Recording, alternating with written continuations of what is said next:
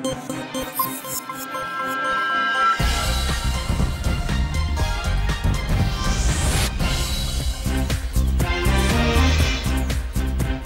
আরোপের পর প্রধান রপ্তানি খাতে নেতিবাচক প্রভাবের শঙ্কা, পুনর্বিবেচনার জন্য যুক্তরাষ্ট্রের কাছে আবেদনের তাগিদ।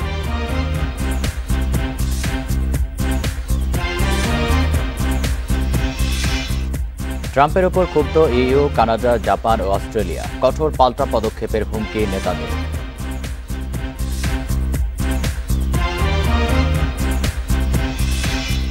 যে কোনো দেশের পরিবর্তন চাইলে বদল আনতে হবে পরিচালনায়, থাইল্যান্ডের যুব ফোরামে বললেন ডক্টর ইউনূস।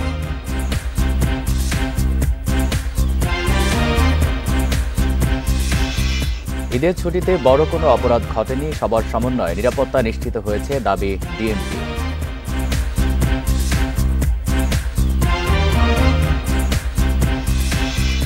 রাজধানী বনশ্রীতে নারী সাংবাদিক হেনস্থায় মামলা দায়ের, মূল আসামি জিসান সহ ৩ জন গ্রেপ্তার।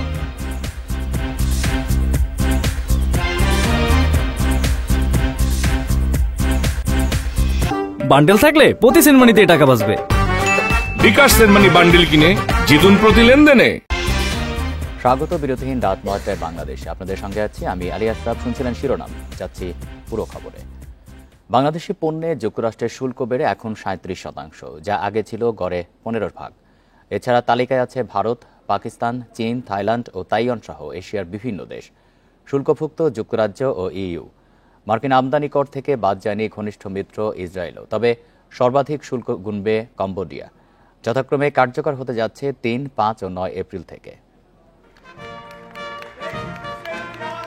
বিশ্ব বাণিজ্যে শুল্কের ছড়ি ঘোরাচ্ছেন মার্কিন প্রেসিডেন্ট ডোনাল্ড ট্রাম্প। তার অভিযোগ, মিত্রসহ প্রায় সব দেশই নিয়েছে অন্যায্য সুবিধা, আর বিনিময়ে যুক্তরাষ্ট্র পেয়েছে মার্কিন পণ্যে উচ্চ শুল্ক। তাই এবার রিপাবলিকান প্রেসিডেন্ট হাঁটা ধরেছেন পাল্টা শুল্ক নীতির পথে। বাংলাদেশি পণ্যে এখন যুক্তরাষ্ট্রের শুল্ক বেড়ে ৩৭%। যদিও পণ্যভেদে ঢাকার পণ্যে ওয়াশিংটনের আমদানি কর ছিল গড়ে ১৫%, আর মার্কিন পণ্যে বাংলাদেশি শুল্ক ছিল ৭৪%। বাংলাদেশের তৈরি পোশাকের বৃহত্তর বাজার যুক্তরাষ্ট্র। দেশটিতে বছরে ঢাকার রপ্তানি মূল্য ছাড়ায় প্রায় $৮০০ কোটি। হোয়াইট হাউসের প্রকাশিত নতুন তালিকায় আছে ভারত, পাকিস্তান ও চীন সহ এশিয়ার বিভিন্ন দেশ। পণ্য রপ্তানিতে দিল্লি ২৬, ইসলামাবাদ ২৯ ও বেইজিং গুনবে ৩৪% শুল্ক। জাপানের ২৪, দক্ষিণ কোরিয়ার ২৫ ও শ্রীলঙ্কার আমদানি কর ৪৪%। শুল্কভুক্ত থাইল্যান্ড, মালয়েশিয়া ও ইন্দোনেশিয়াও। এশিয়ায় সর্বাধিক শুল্ক গুনবে ভিয়েতনাম, যা পরিমাণে ৪৬%। মার্কিন প্রেসিডেন্ট মূলত সব দেশের ওপরই দিয়েছেন ১০% শুল্ক। এই তালিকায় আছে যুক্তরাজ্য, সিঙ্গাপুর, অস্ট্রেলিয়া, তুরস্ক, সৌদি আরব ও সংযুক্ত আরব আমিরাত সহ ১১টি দেশ। আর তা কার্যকর হচ্ছে ৫ এপ্রিল থেকে। সবচেয়ে বেশি শুল্ক গুনবে কম্বোডিয়া ৪৯%। আমদানি কর থেকে ছাড় পায়নি মিত্র দেশগুলো। গাজায় গণহত্যা চালানো ইসরায়েলের পণ্যে ১৭% শুল্ক আরোপ করেছেন মার্কিন প্রেসিডেন্ট। ইইউর ক্ষেত্রে এই পরিমাণ বেড়ে দাঁড়াবে ২০%, আর তাইওয়ানকে গুনতে হবে ৩২%। তবে নতুন শুল্ক তালিকায় ছিল না কানাডা, মেক্সিকোর নাম। এছাড়া বিদেশে তৈরি সকল গাড়ির যন্ত্রাংশে থাকছে ২৫% শুল্ক। আগেই ঘোষণা দেয়া লিবারেশন ডে ট্যারিফের অংশ হিসেবে পাল্টা শুল্ক আরোপ করেন ডোনাল্ড ট্রাম্প। যথাক্রমে কার্যকর হতে যাচ্ছে ৩ ও ৯ এপ্রিল মধ্যরাত থেকে। আত্মজুর রহমান, ইন্ডিপেন্ডেন্ট নিউজ। মার্কিন প্রেসিডেন্ট ডোনাল্ড ট্রাম্পের শুল্ক ঝড়ে এবার বিশ্বের কয়েক ডজন দেশ। বাংলাদেশের পণ্যে ৩৭% শুল্ক আরোপের ঘোষণা এসেছে। এতে পোশাকের বড় বাজারটিতে রপ্তানি ক্ষতিগ্রস্ত হতে পারে বলে শঙ্কা অর্থনীতিবিদদের। ব্যবসায়ীরা বলছেন, প্রতিযোগী দেশগুলোর ওপরও শুল্ক চাপ বেড়েছে, যা কিছুটা স্বস্তির। তাদের মতে সরকারি নীতি সহায়তা পেলে চ্যালেঞ্জ মোকাবেলা করা সম্ভব। বাংলাদেশের পোশাকের একক বাজার হিসেবে যুক্তরাষ্ট্র সবচেয়ে বড়। গত অর্থবছরে দেশটিতে $৭৩৪ কোটি পোশাক রপ্তানি হয়, যা দেশটির পোশাক বাজারের ৯.৩%। এতদিন বাংলাদেশি পণ্যে মার্কিন প্রশাসন ১৫% শুল্ক আদায় করত। বুধবার ঘোষিত শুল্ক নীতিতে যা বেড়ে দাঁড়াচ্ছে ৩৭%। এতে বাংলাদেশের প্রধান রপ্তানি খাতে নেতিবাচক প্রভাব পড়তে পারে বলে মনে করেন বিশ্লেষকরা। তাদের মতে বাড়তি শুল্কারোপের ফলে মার্কিন ক্রেতাদের বেশি দামে পোশাক কিনতে হবে, ফলে মূল্যস্ফীতির কবলে বাজারে মন্দার শঙ্কা রয়েছে। ভোক্তার যদি পারচেজিং ক্যাপাসিটি কমে যায় তাহলে এক ধরনের যেটা হয় অর্থনীতি শ্লথ হয়ে যাবে, প্রবৃদ্ধি শ্লথ হয়ে গেলে কনজিউমার যদি কম কেনেন তাহলে কিন্তু আমাদের রপ্তানি কিন্তু শ্লথ হয়ে যাবে। সুতরাং একটা ইমিডিয়েট আশঙ্কা হচ্ছে এই শুল্কের কারণে আমাদের মার্কিন যুক্তরাষ্ট্রে আমাদের রপ্তানিতে এর একটা নেতিবাচক প্রভাব, সামগ্রিকভাবে আমাদের রপ্তানিতে এর একটা নেতিবাচক প্রভাব পড়তে পারে। তবে মার্কিন বাজারে চীন, ভিয়েতনাম, ভারত, পাকিস্তান সহ প্রতিযোগী দেশগুলোকেও বাড়তি শুল্ক দিতে হবে। তাই সামনের দিনগুলোতে বাজারটির গতি প্রকৃতি বুঝতে আরও সময় লাগবে বলে মনে করেন পোশাক শিল্পের ব্যবসায়ীরা। তাদের মতে এক্ষেত্রে সরকার ও ব্যবসায়ীদের নিবিড়ভাবে কাজ করতে হবে।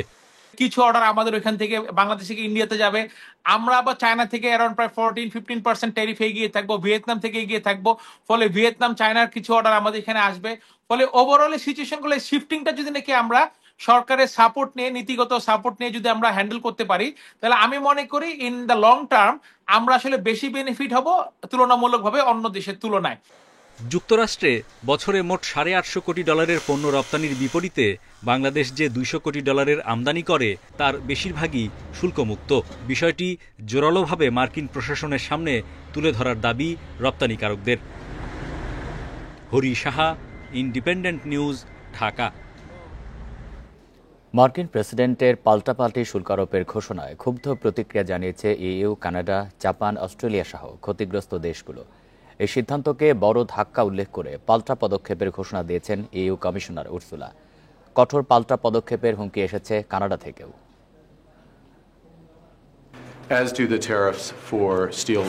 আমরা পাল্টা ব্যবস্থা নিয়ে এই শুল্কের বিরুদ্ধে লড়াই করব।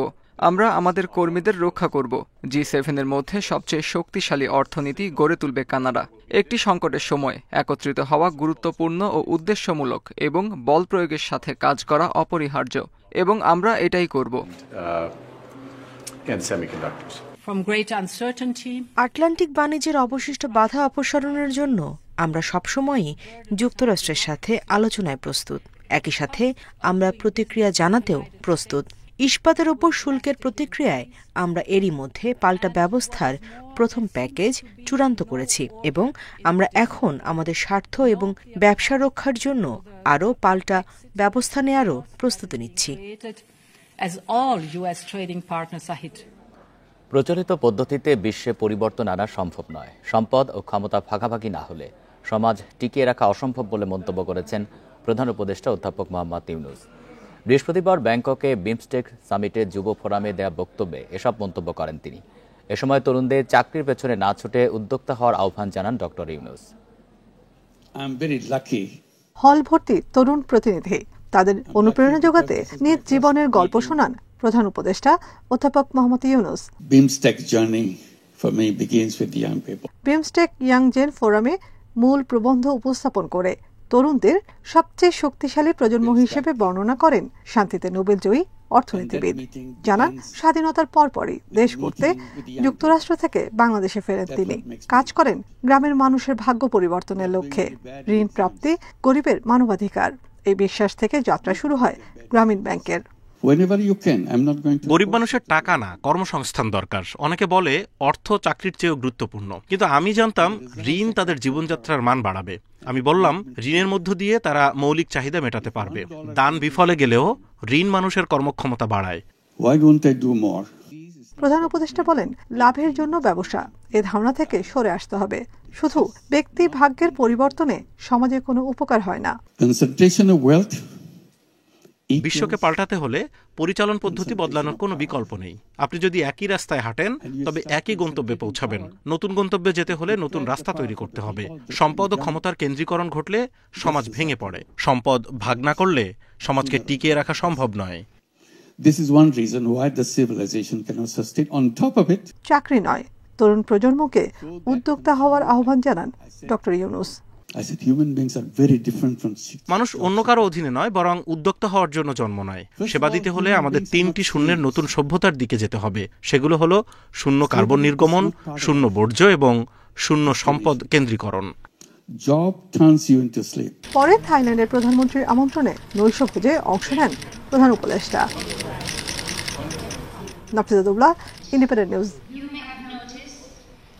ঈদের 4 দিনে রাজধানীতে প্রতিদিন 750 টহল পরিচালনা করেছে র্যাব ও পুলিশ। সাথে বেসরকারি প্রতিষ্ঠানের সিকিউরিটি গার্ড ও জনগণের সাথে সমন্বয় করে কাজ করেছে ডিএমপি। এই কারণে ঈদের ছুটির প্রথম 4 দিন বড় কোনো অপরাধ ঘটেনি দাবি পুলিশের। ঈদের ছুটিতে রাজধানীর নিম্নবিত্ত মানুষের অন্যতম বিনোদনের জায়গা হাতিরঝিল। ছুটিতে এ থানা এলাকায় হত্যা, ডাকাতি বা ছিনতাইয়ের কোনো মামলা হয়নি। ধানমন্ডি এলাকায় মার্কেটের সংখ্যা বেশি। ঈদের দিন থেকে রবীন্দ্র সরোবর, ধানমন্ডি লেক এলাকায় প্রচুর লোক সমাগম হয়েছে।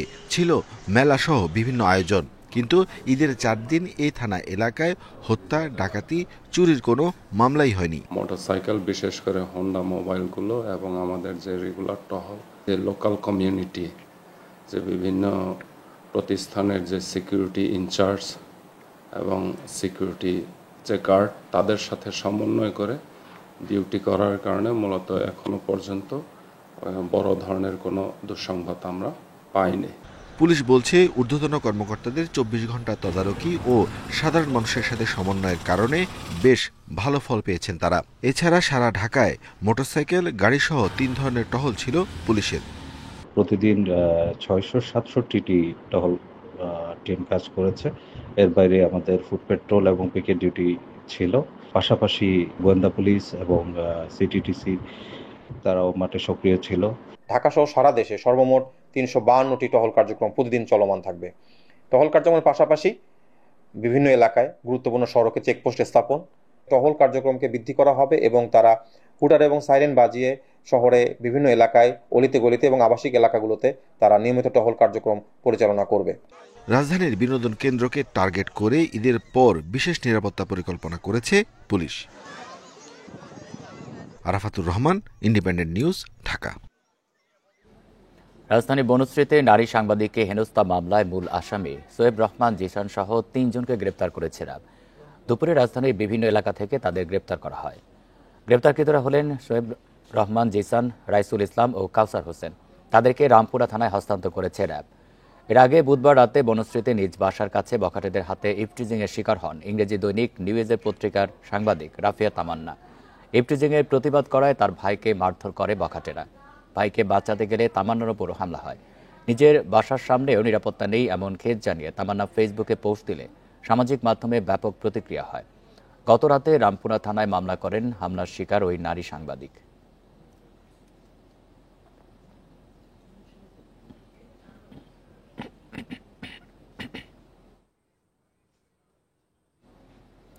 আইএমএফের সব শর্ত না মানায় এখনও চতুর্থ কিস্তির টাকা পায়নি বাংলাদেশ। পঞ্চম কিস্তির অর্থ জুন মাসে পাওয়ার কথা থাকলেও তা নিয়ে রয়েছে কঠিন শর্ত। এমন বাস্তবতায় শর্ত পালনের অগ্রগতি পর্যালোচনা করতে শনিবার ঢাকায় আসছে আইএমএফের উচ্চ পর্যায়ের প্রতিনিধি দল। বিশ্লেষকেরা বলছেন, দেশের স্বার্থ ক্ষুণ্ণ করে এমন শর্ত মেনে ঋণ নেওয়া ঠিক হবে না। 2023 সালের জানুয়ারিতে আইএমএফের সঙ্গে $470 কোটি ঋণ চুক্তি করে বাংলাদেশ। ফেব্রুয়ারিতে প্রথম ও ডিসেম্বরে দ্বিতীয় কিস্তিতে $115 কোটি 73 লাখ ঋণ পায় বাংলাদেশ। আর 2024 সালে জুনে পায় তৃতীয় কিস্তি $115 কোটি। তবে গেল ডিসেম্বরে চতুর্থ কিস্তি $64 কোটি 50 লাখ ছাড় হয়নি। চতুর্থ ও পঞ্চম কিস্তি পেতে শর্ত জুড়ে দেয় আইএমএফ। অর্থ পেতে ডলারের বিনিময় হার বাজার ভিত্তিক করা, রাজস্ব আদায় বৃদ্ধি ও এনবিআরের রাজস্ব নীতি থেকে রাজস্ব প্রশাসনকে আলাদা করা, বিদ্যুৎ, জ্বালানি সহ বিভিন্ন খাতে ভর্তুকি কমানোর শর্ত দেয় সংস্থাটি। যদিও বিশ্লেষকরা বলছেন, দেশের সামগ্রিক পরিস্থিতি বিবেচনায় অর্থনীতির ক্ষতি হয় এমন শর্ত মানা ঠিক হবে না।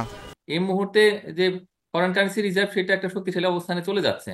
তো এই অবস্থায় আইএমএফ এর এই অল্প কিছু টাকার জন্য বাংলাদেশ তার সম্মান বিসর্জন দেবে এবং আইএমএফ যা বলবে বাংলাদেশ তাই করবে, এই দিকে যাওয়াটা আমি মনে করি না বাংলাদেশের জন্য শোভনীয়। অন্তর্বর্তী সরকার ক্ষমতায় আসার পর রেমিটেন্সের প্রভাব বাড়ার পাশাপাশি বেড়েছে বৈদেশিক মুদ্রার রিজার্ভ। সংস্কার হচ্ছে অর্থনৈতিক নানা ক্ষেত্রেও। অন্তর্বর্তী সরকার তাদের দিক থেকে একটা শক্ত বার্তা দেওয়া উচিত আইএমএফকে, যে বাংলাদেশের বাস্তবতার নিরিখে সংস্কার কার্যক্রমগুলো চলছে, এটা চলমান আছে এবং আসলে আন্তর্জাতিক সংস্থাগুলোর দায়িত্ব হলো বাংলাদেশের এই সংস্কার কার্যক্রমগুলোকে সহায়তা দেওয়া। দেশের অর্থনীতি ও ভাবমূর্তি নষ্ট হয় এমন শর্ত থেকে সরকারকে দূরে থাকার পরামর্শ বিশ্লেষকদের। Shafil Alam Sujan, independent news, Dhaka. চট্টগ্রামের লোহাগাড়ায় সড়ক দুর্ঘটনায় বেঁচে যাওয়া শিশু আরাধ্য বিশ্বাসের অবস্থার অবনতি হওয়ায় আইসিইউতে স্থানান্তর করা হয়েছে। তার মাথায় আঘাত গুরুতর হওয়ায় পর্যবেক্ষণে রেখেছেন চিকিৎসকেরা। এছাড়া একই ঘটনায় আহত দুর্জয় ও প্রেমাকেও হাসপাতালের অন্য ওয়ার্ডে চিকিৎসা দেওয়া হচ্ছে। হাসপাতাল পরিচালক তসলিম উদ্দিন জানান, আহতদের চিকিৎসায় সর্বোচ্চ গুরুত্ব দেওয়া হচ্ছে। তাদের চিকিৎসার ব্যয় হাসপাতাল কর্তৃপক্ষ বহন করছে। এদিকে আহতদের দেখতে দুপুরে চট্টগ্রাম মেডিকেলে গেছেন দুর্যোগ ও ত্রাণ উপদেষ্টা।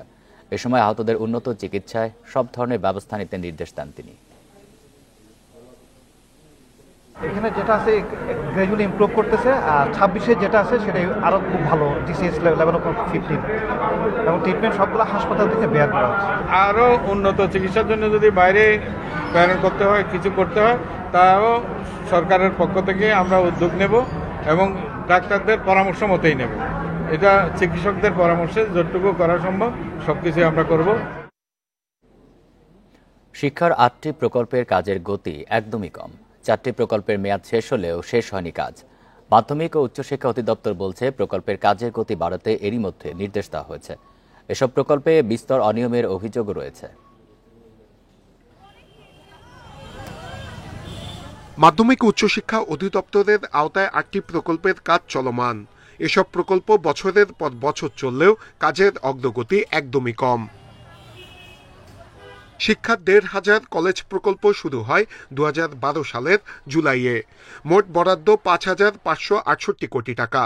বারবার সময় বাড়ানোর পরও এগুলোর মেয়াদ শেষ হয় গত ডিসেম্বরে। তারপরও কাজ শেষ হয়নি এখনো। Secondary education sector investment program SESIP প্রকল্পের মেয়াদ ছিল 2014 সালের জুলাই থেকে গত বছরের ডিসেম্বর পর্যন্ত। 3,826 কোটি টাকা প্রকল্পের মেয়াদ ডিসেম্বরে শেষ হলেও এখনও কাজ শেষ হয়নি। রাজধানীর পার্শ্ববর্তী এলাকায় 10টি সরকারি মাধ্যমিক বিদ্যালয় স্থাপন প্রকল্পের মেয়াদ শেষ হলেও এখনও শেষ হয়নি কাজ। এরকম প্রায় সবগুলো প্রকল্পের কাজের গতি মন্থর। সেই সঙ্গে অনেক প্রকল্পের বিরুদ্ধে নানা অনিয়মের অভিযোগও আছে। এমনকি অনিয়মের প্রমাণ পাওয়ার পরও তেমন কোনো ব্যবস্থা নেওয়া হয়নি বলছেন শিক্ষা গবেষকরা। এই প্রকল্পগুলো যেভাবে চলছে, এইভাবে প্রকল্প চললে যেটা হবে, কি বললাম যে কিছু মানুষ উপকৃত হবে, ব্যক্তি স্বার্থ লাভ হবে, কিন্তু সামষ্টিক যেই স্বার্থ, যেই ফল, সেই ফল পেতে আমাদের খুব কষ্ট হবে। মাধ্যমিক ও উচ্চশিক্ষা অধিদপ্তর বলছে, 4টি প্রকল্পের মেয়াদ 1 বছর বাড়ানোর প্রস্তাব দেয়া হয়েছে। বাকিগুলোর কাজের গতি বাড়াতে নজরদারি বাড়ানো হচ্ছে এবং আশা করছি যে প্রকল্পগুলোর কাজের গতিশীলতা আসবে এবং আমাদের সক্ষমতাও বৃদ্ধি পাবে। পিসিতে বা পিআইসিতে যে সভাগুলো হবে, এগুলোর মধ্যে দিয়ে আমরা তাদের স্বচ্ছতা নিশ্চিত করার বা জবাবদিহিতা নিশ্চিত করার জন্য চেষ্টা করছি এবং অব্যাহত আছে সেটা। প্রকল্পে সংশ্লিষ্ট কারো বিরুদ্ধে অনিয়মের প্রমাণ পাওয়া গেলে কঠোর ব্যবস্থা নেওয়া হবে বলছে মাউসি। নূরে আলম, ইন্ডিপেন্ডেন্ট নিউজ, ঢাকা। এ ছিল বিরতিহীন রাত 9টায় বাংলাদেশে। ইন্ডিপেন্ডেন্ট টেলিভিশনের সব খবরের আরো বিস্তারিত জানতে চোখ রাখুন ফেসবুক, ইউটিউব এবং এক্সে। ধন্যবাদ সবাইকে।